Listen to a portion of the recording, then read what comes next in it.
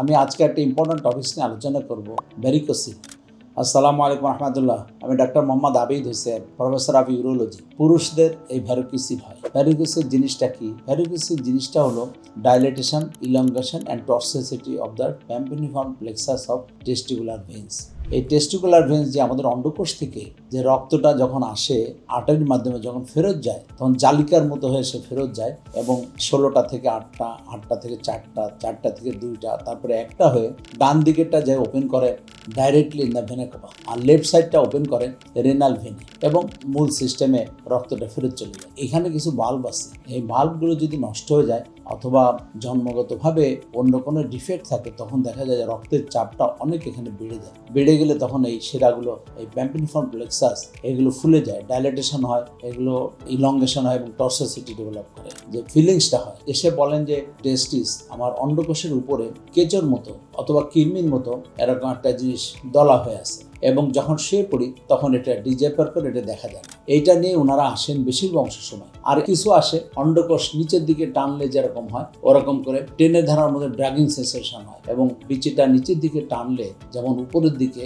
কুচকিতে অথবা গ্রয়নে যে একটা ড্রাগিং সেন্সেশন হয়, ওই সেন্সেশন নিয়ে আসে। কিছু রোগী আসেন যখন রিক্রুটমেন্ট হয় বিভিন্ন জায়গা, আর্মিতে, তারপরে পুলিশ বাহিনীতে, অথবা যে কোনো জায়গায় রিক্রুটমেন্ট হয়, অথবা বিদেশে যাওয়ার সময় যখন মেডিকেল চেক আপ হয়, তারা মেডিকেলি টেম্পোরারি আনফিট হয়, তারা অপারেশন করার জন্য আসেন। আর এক গ্রুপ আসেন যে নিঃসন্তান দম্পতি, যাদের পুরুষের স্পার্ম কাউন্ট কম থাকে, অলিগোস্পার্মিয়া, যাদের বাচ্চা কাচ্চা হয় না, অথচ তাদের সবই ঠিক আছে, তাদের স্পার্ম থাকার কথা সেই পরিমাণ স্পার্ম থাকে না, এবং স্পার্মের কোয়ালিটিও অতটা হাই কোয়ালিটি থাকে না। যেমন মর্টালিটি, অ্যাক্টিভলি মর্টাইল স্পার্ম 60%-এর উপর হলে বাচ্চা কাচ্চা হতে আর সমস্যা হয় না। তো দেখা যায় স্পার্মের মর্টালিটি যখন 60%-এর নিচে চলে আসে, অ্যাক্টিভলি মর্টাইল স্পার্মের কাউন্ট, তখন বাচ্চা কাচ্চা হতে সমস্যা হয়। মানে স্পার্মটা যে ফিমেলের ডিমকে নিষিক্ত করতে পারে না, এই জন্য বাচ্চা কাচ্চা হতে সমস্যা হয়। আমাদের দেশেই না, সারা পৃথিবীতে হাজার না, লাখ না, কোটি কোটি নিঃসন্তান দম্পতি আছে, যাদের মধ্যে বড় একটা অংশ আছে যাদের বায়োল্যাটারাল ভ্যারিকোসিল থাকে, এবং অনেককে অপারেশন করে দেওয়ার পর দেখা যায় যে তাদের অলিগোস্পার্মিয়া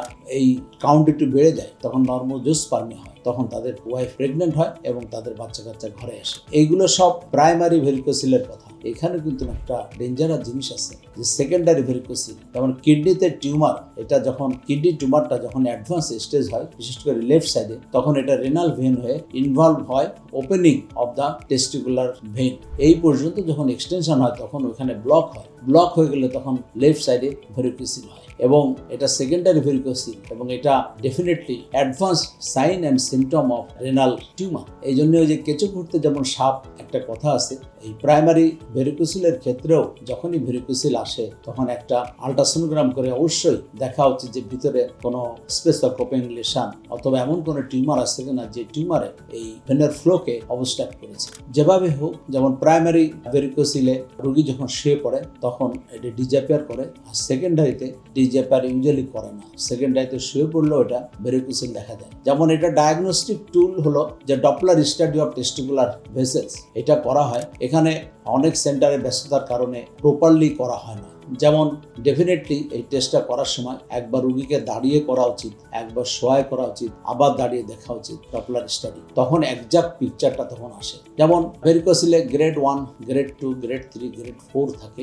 ইউজুয়ালি গ্রেড 1 এবং গ্রেড 2 অত বেশি সিমটম থাকে না, কিন্তু 3 and 4 এটা সিমটম থাকে, ব্যথা থাকে, ওয়ার্ম লাইক ফিলিং হয়, এবং এই দুইটা ক্ষেত্রে অপারেশন করা লাগে। আর সেকেন্ডারি ভ্যারিকোসিল যখন কিডনি টিউমার বা অন্য কারণে যখন হয়, ডেফিনেটলি এই ভ্যারিকোসিলের চিকিৎসা এটা ধরিয়ে দেয় যে ভিতরে একটা অনেক বড় একটা অসুখ আছে, ওই বড় অসুখের চিকিৎসা করা লাগে। তো ভ্যারিকোসিল নিয়েই আমাদের রোগীরা বেশি দুশ্চিন্তায় থাকেন, বিশেষ করে যারা প্রবাসী, তাদের মধ্যে এই ভ্যারিকোসিল বেশি দেখা যাচ্ছে। ভ্যারিকোসিল ডেফিনেটলি এটা হলে অবশ্যই এর পরীক্ষা সম্পূর্ণ করা উচিত, কারণ হলো ভিতরে একটা টিউমার থাকতে পারে, যে টিউমারের কারণে ভ্যারিকোসিল হয়েছে। এটা অবশ্যই ডায়াগনোসিস আনা দরকার, এবং এই ভ্যারিকোসিল করার অপারেশনের অনেক পদ্ধতি আছে, এবং যে কটা পদ্ধতিতে করা হয় তার মধ্যে মাইক্রো সার্জারি একটা ভেরি ইম্পর্ট্যান্ট, এবং বর্তমানে সারা বিশ্বের মধ্যে এটা সবচেয়ে বেশি সমাদৃত, এবং এটা রোগীদের কমপ্লেন্স সবচেয়ে বেশি। সামান্য একটু জায়গা কাটা হয় এবং কোনো দাগ থাকে না বলতে গেলেই চলে, এবং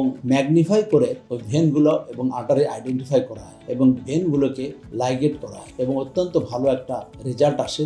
এর রিকারেন্স রেট খুবই কম, এবং কসমেটিক্যালি ভেরি অ্যাকসেপ্টেবল। যেদিন অপারেশন করা হয় তার পরের দিন রুগীকে ছেড়ে দেওয়া যায়, বাড়িতে চলে যান এবং 7 দিন পরে একবার ফলো আপে আসেন, না আসলেও চলে এবং রুগী খুব ভালোভাবে ওনার সমস্যা মুক্ত অবস্থায় উনি চলাফেরা করতে পারেন। এবং খুব ফ্রিকোয়েন্টলি আমরা আবার চেক করে দেখি যে স্পার্ম কাউন্ট কেমন হয়েছে। ডেফিনেটলি স্পার্ম কাউন্ট নর্মোজোস্পার্মিয়া হয় বায়োল্যাটারাল ভেরিকোসিলের ক্ষেত্রে। এবং রোগীদের যে একটা ড্রাগিং সেন্সেশন থাকে, বিশেষ করে যারা বিভিন্ন খেলাধুলা, ক্রিকেট খেলা, ফুটবল খেলা, বিভিন্ন সময় অনেক বেশি হেভি ওয়ার্ক যখন করে তখন তাদের ড্রাগিং সেন্সেশনটা একটু বেশি হয়। এই সেন্সেশনগুলো চলে যায় এবং রোগীরা সুস্থ হয়ে যান। তো আমাদের সেন্টারে অত্যাধুনিক সমস্ত যন্ত্রপাতি নিয়ে আমরা মাইক্রো সার্জারি পদ্ধতিতে এই ভেরিকোসিলের চিকিৎসা করছি। আলহামদুলিল্লাহ খুব ভালো রেজাল্ট এবং রোগীরা খুব সুস্থ হয়ে বাড়িতে চলে যান। যাই হোক, ভেরিকোসিল পুরুষ রোগের একটা অসুখ এবং এই অসুখটা দেখা দিলেই সাথে সাথে ইউরোলজিস্টের শরণাপন্ন হওয়া উচিত। সবাই ভালো থাকুন, সুস্থ থাকুন। আসসালামু আলাইকুম রহমতুল্লাহ বরকাতুহু।